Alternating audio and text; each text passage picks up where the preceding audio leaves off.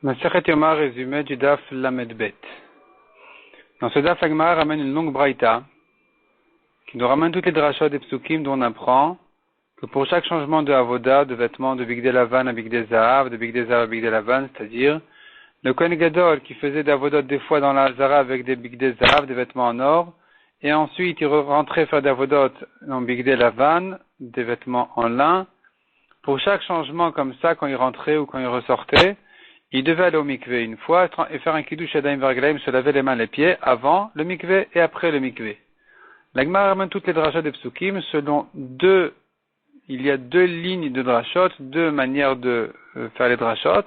Nous avons Rabbi et Rabbi Yehuda. Et après le développement de la Gemara autour de cette braïta, il en ressort comme ça. La Torah nous dit clairement que le Kohen Gadol, quand il va porter ses vêtements blancs, il doit aller au mikvé. La Torah nous dit aussi clairement que quand le Kohen Gadol veut changer de blanc à or, donc de ses 4 vêtements blancs à ses 8 vêtements, dont 4 dans lesquels il y a de l'or, il doit aussi aller au mikvé.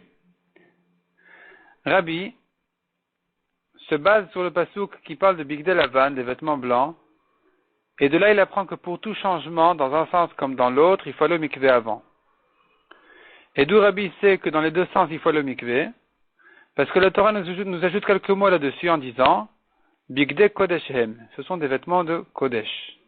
De là je comprends que pas uniquement quand il doit porter ses vêtements blancs, il doit aller au mikvé avant, mais même quand il va changer de blanc à or, de Bigdei Lavan à Bigdei Zahav, il devra aussi aller au mikvé avant. Donc, on apprend de ce même passouk-là que dans tous les sens, il doit aller au mikvé avant de changer ses vêtements. Ça, c'est selon Rabbi. Qu'est-ce que Rabbi fait du passouk qui dit que quand il va changer de vêtements de blanc à Bigdei Zahav, aux 8 vêtements en or, il doit aller au mikvé, il doit se laver, c'est un passouk en trop. Et Rabbi utilise ce passouk-là pour kiddush yadayim verglaim, c'est-à-dire c'est de là qu'on va apprendre que pour chaque mikvé, il doit se laver les mains et les pieds, après qu'il s'est déshabillé, et avant de se rhabiller. Entre les deux, il va au mikvé. Donc il se trouve qu'il se déshabille, il se lave les mains et les pieds, il se trempe au mikvé, il se lave à nouveau les mains et les pieds, et il s'habille selon Rabbi. Rabbi Yehuda, lui, il a une autre manière de faire les drachot. Lui, il dit non, la Torah nous a dit, quand il vient porter ses vêtements blancs, il doit aller au mikvé. Quand il vient porter ses vêtements en or, il doit aller au mikvé.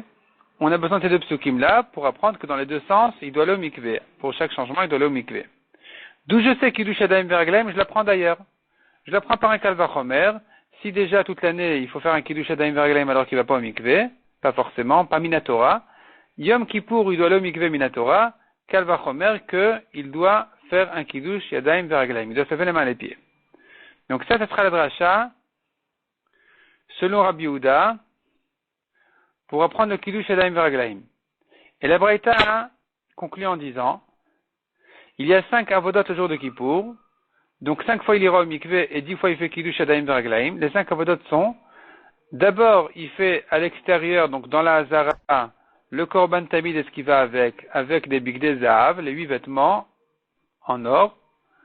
Après ça, deuxième avoda, c'est l'avoda de Kippour, qui se fait avec des vêtements blancs, Kodesh HaKodashim, avec les ktoret de Kippour, avec les azaot, il asperge du sang, comme on dit, achat ve'achat, achat ve'shtaim, comme on verra dans les prakim suivants.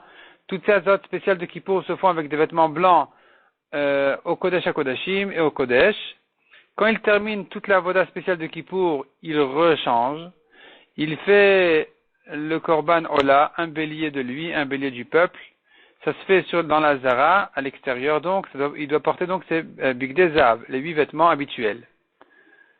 Et, après ça, il y a une 4e avoda qui est tout simplement de rentrer au Kodesh HaKodashim pour ressortir le récipient d'Ektoret et l'appel des braises d'Ektoret qui étaient restés dans le Kodesh HaKodashim. Ça doit se faire avec des bigdei lavan, des vêtements blancs. Et c'est un changement qui mérite à chaque fois mikvé plus 2 kiddushim, 2 fois il se lave les mains et les pieds, avant mikvé et une fois après mikvé. Et enfin, dernière étape du jour, dernière avoda, c'est le korban tamid de l'après-midi qui se fait avec des bigdei zahav, avec les 8 vêtements habituels. Et encore une fois, pour ça, ce changement, il doit aller au mikveh et 2 kiddushim, comme on a dit toujours. La Gemara dit aussi, Rabbi qui apprend du passouk, qui dit, il se déshabille, il se lave les mains et les pieds, il se lave les mains et les pieds et il s'habille. Soit on dira que c'est comme ça qu'il faisait, c'était selon cet ordre-là qu'il faisait.